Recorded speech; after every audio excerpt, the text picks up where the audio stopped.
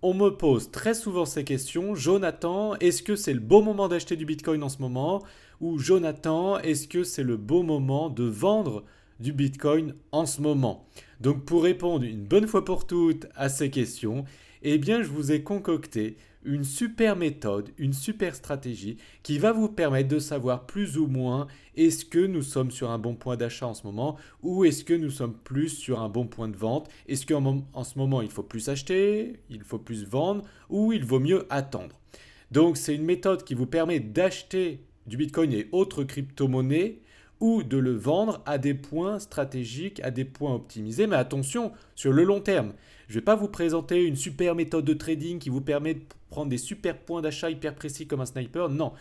Le but, c'est faire des bons points d'achat sur le long terme. Donc plus ou moins prendre un bon point d'achat à bas prix et plus ou moins vendre un bon prix d'achat à haut prix, donc surcoté. Voilà.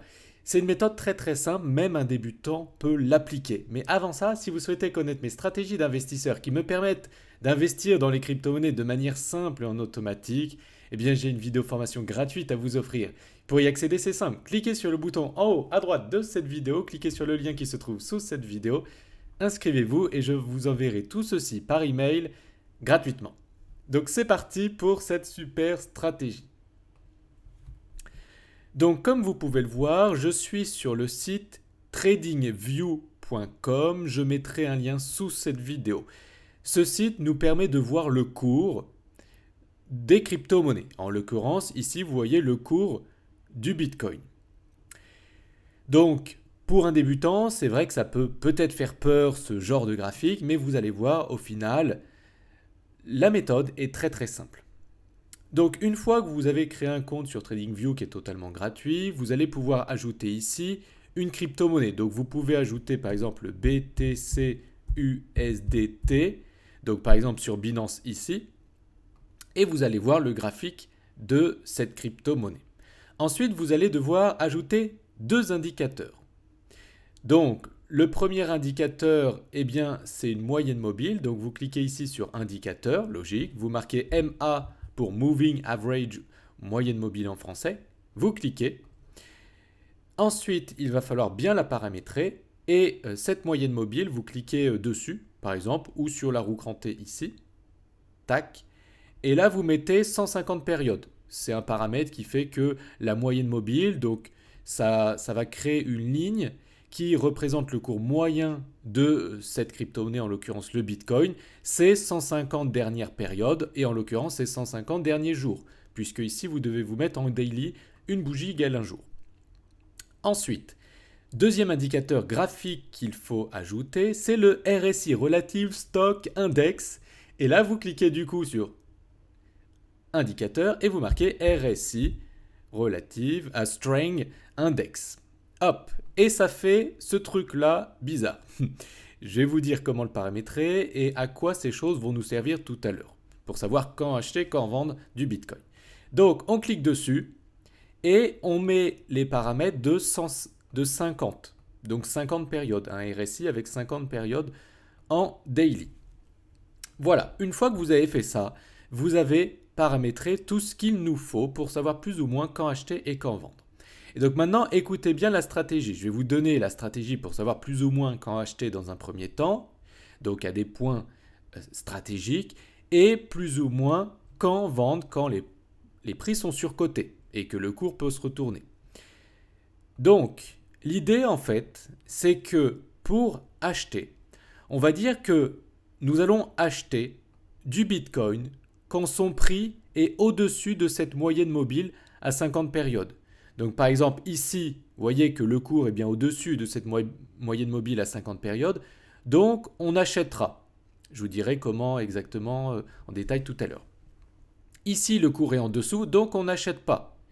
Ici le cours est au-dessus, donc on achète. Ici le cours est en dessous, donc on n'achète pas. Et ici on achète. Et ici on n'achète plus. Voilà, donc ça c'est important et c'est très simple. Quand on est au-dessus de la moyenne mobile 150, on achète. Quand on est en dessous, on arrête d'acheter. Ensuite, comment on achète? Eh bien, on ne va pas acheter n'importe comment. On va acheter en dollar cost averaging, c'est-à-dire un DCA, un achat mensuel. Ça, c'est parfait pour un débutant. Ici, c'est une stratégie long terme, donc plusieurs années, 3, 5 ans, 10 ans, et pour les débutants. Donc, on va acheter un peu tous les mois. Donc, je vais me rapprocher pour que l'on voit bien tous les mois.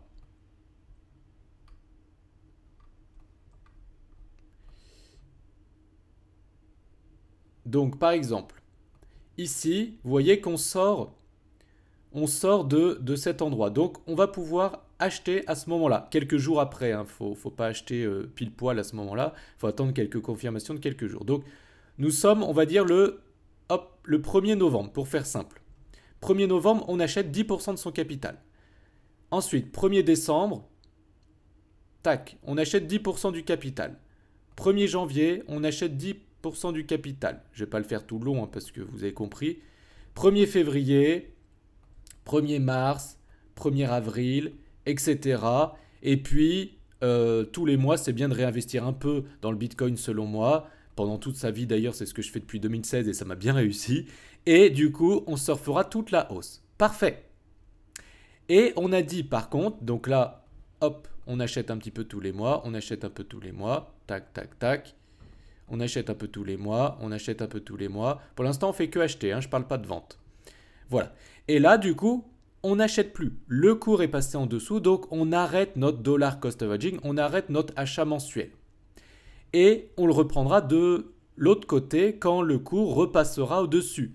Mais vous allez me dire, non mais Jonathan, il faut toujours acheter quand le cours chute. Donc pourquoi on arrête notre dollar cost averaging, notre achat mensuel ici? Eh bien, imaginez quelque chose d'important.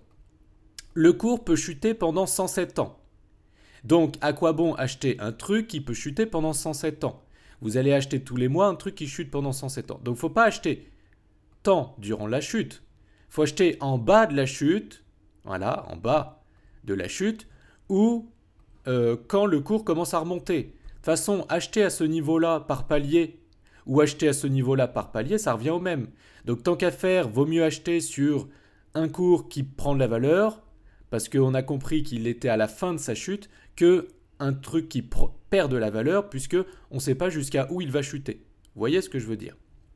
Donc c'est pour ça qu'on arrête notre dollar cost averaging ici durant la période baissière, et on réinvestit ici à la fin de la période baissière et durant la hausse. Mais acheter sur cette tendance ou sur cette tendance, c'est pareil, sauf que c'est plus sécurisé d'acheter de ce côté. Vous voyez ce que je veux dire? Donc ici du coup, on fait rien et ici on reprend. Voilà, le 1er avril, le 1er mars, le 1er mai, juin, etc. Voilà, et ici on arrête. Et ensuite, ici, on recommencerait. Tac, le 1er mai, le 1er juin, et on ferait ça tout le temps. Du coup, on surfe la hausse au maximum. Et on achète toujours quand nous sommes dans une période haussière, dans une période baissière. On attend que ça retourne dans une période haussière pour acheter. Donc à chaque fois 10% de son capital. Et puis quand on a liquidé tout son capital, on essaie d'investir un tout petit peu de son salaire chaque mois. Voilà. Et je pense que si on fait ça pendant plusieurs années, 3, 5 ans, 10 ans, même 5 ans ou 3 ans, ça suffit, vous serez bien content. Donc ça, c'est la méthode pour acheter. Voilà. Donc maintenant, la méthode pour vendre. Et bien là, dans ce cas-là, on n'utilise plus la moyenne mobile 50 pour savoir quand vendre.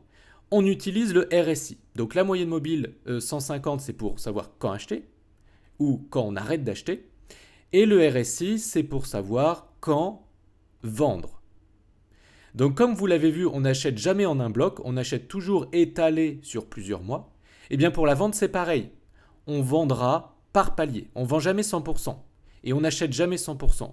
On vend 10% par-ci par-là. Et pareil pour l'achat, on achète 10% par-ci par-là. Parce qu'on ne peut pas savoir le plus haut, on ne peut pas savoir le plus bas non plus. Donc on trouve des méthodes pour savoir plus ou moins si on est dans un bon point d'achat et plus ou moins si on est sur un bon point de vente. Donc la vente en fait, j'ai enlevé maintenant tous ces points verts, vous avez compris l'idée. La vente, on va se servir du RSI comme vous pouvez le voir ici. Tac, tac, tac. Donc leur RSI, on va voir quand cette crypto-monnaie est surcotée. Du coup, quand elle sera surcotée, on vendra en partie 10% de son capital investi dans cette crypto-monnaie. Là, je montre le Bitcoin, mais ça marche aussi pour les autres crypto-monnaies.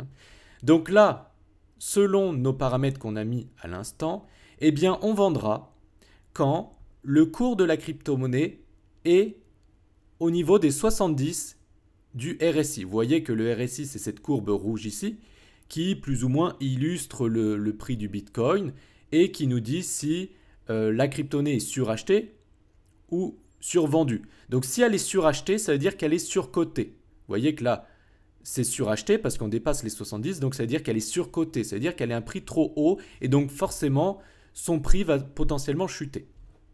Vous pouvez voir ici que le prix a dépassé les 70. Donc c'est surcoté. Voilà, donc ça veut dire que ça va chuter. Et on peut voir d'ailleurs que ça a bien chuté. Voilà, je vais l'illustrer ici en rouge pour montrer que c'est des ventes. Tout à l'heure, c'était des achats. Ici, donc on vend quand c'est à 70. On vend quand c'est à 70 ici.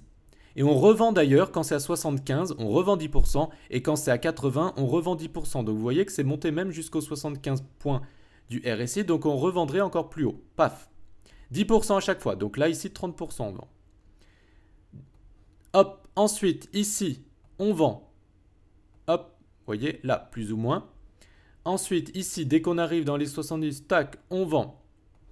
Tac, on vend. Donc là, vous allez me dire, non mais Jonathan, ça sert à quoi de vendre ici alors que le cours va monter plus haut? Mais oui, mais comme je vous ai dit, on ne peut pas savoir le plus haut. Vous voyez que là, ça monte jusqu'au 80, donc on vendrait beaucoup là, sur la hausse. On vendrait un peu ici, un peu là, etc. Donc, comme on ne peut pas savoir le plus bas et qu'on ne peut pas savoir le plus haut, eh bien, on achète de manière étalée tout le long de la hausse et on vend de manière étalée tout le long de la hausse. Voilà. Et si vous faites ça, je peux vous dire que je suis convaincu que vous allez être très très content. Vous voyez, on vend un petit peu là, on vend un petit peu là, on vend encore un petit peu là, tac, on vend un petit peu là, tac, et on vend un petit peu là. Et je peux vous dire que là, si vous avez écouté cette stratégie et que vous l'avez mis en place pour ce qu'on vit en ce moment, eh bien vous seriez très très heureux. Ensuite, ça c'est les points de vente où on encaisse vraiment des bénéfices puisque le cours est surcoté. Mais on peut vendre aussi une bonne partie ou la totalité de son capital comme vous souhaitez. Donc bien sûr, ce n'est pas des conseils tout ça, c'est à vous d'adapter en fonction de votre situation, faire vos recherches, etc. Quand le cours passe en dessous, on pourrait, si vous le souhaitez, vendre la totalité ou une partie de votre capital. Donc on vend durant la hausse, mais si on remarque que le cours se retourne et qu'il passe d'un marché haussier à un marché baissier, on pourrait vendre ici. On vend 100% de nos cryptos. Ici pareil, je vais vous faire un petit point, hop, rouge. Ici on pourrait vendre. Le cours passe en dessous de la moyenne mobile, tac, on vend 100% ou une bonne partie pour protéger et éviter la chute. Tac, là aussi on vend. Tac, et là aussi on aurait vendu nos cryptos dans les plus ou moins 47 000 $. Donc je peux vous dire que vous aurez été content. Donc en ce moment, qu'est-ce qu'on fait? Vous l'avez compris, on est sous la moyenne mobile, donc on ne fait rien. On attend que le cours repasse au-dessus de cette moyenne mobile. Donc ce que je viens de vous présenter ici, nous l'avons automatisé. Bon, ici je vous ai présenté la version très simplifiée pour que ça soit adapté aux débutants et pour que ça soit quelque chose qu'on puisse faire manuellement. Mais nous, on l'a automatisé, on l'a affiné, on a rajouté plein d'autres indicateurs graphiques et plein d'autres stratégies très intelligentes. Et c'est ce que nous avons codé et c'est ce qui va sortir le mois prochain. Cette stratégie s'appelle la Smart Strategy, la stratégie intelligente. Elle fait partie de la plateforme Fructify.io. Donc vous allez pouvoir optimiser ce que je viens de vous expliquer ici avec beaucoup plus de fonctionnalités, beaucoup plus poussées, qui ne seraient pas faciles à faire manuellement d'ailleurs. Et ceci, vous avez simplement à allouer un capital à cette Smart Strategy et ce que je viens de vous expliquer ici de manière beaucoup plus optimisée investira pour vous votre capital sur le long terme. Voilà, donc si vous êtes intéressé, cliquez sur le bouton qui se trouve ou sur le lien qui se trouve sous cette vidéo, inscrivez-vous sur ce lien et si vous souhaitez, inscrivez-vous à fructify.io et on vous donnera plus de renseignements. Je vous dis à très bientôt dans une prochaine vidéo. abonnez-vous à la chaîne si ce n'est pas déjà fait. Likez la vidéo si vous l'avez appréciée et si vous avez appris pas mal de choses. Et puis pour rappel, si vous souhaitez aussi une formation gratuite pour savoir comment investir dans les crypto-monnaies de manière simple et en automatique, eh bien il y a la formation sur le i en haut à droite de cette vidéo ou sur le lien sous cette vidéo. Je vous dis à très bientôt. Ciao ciao.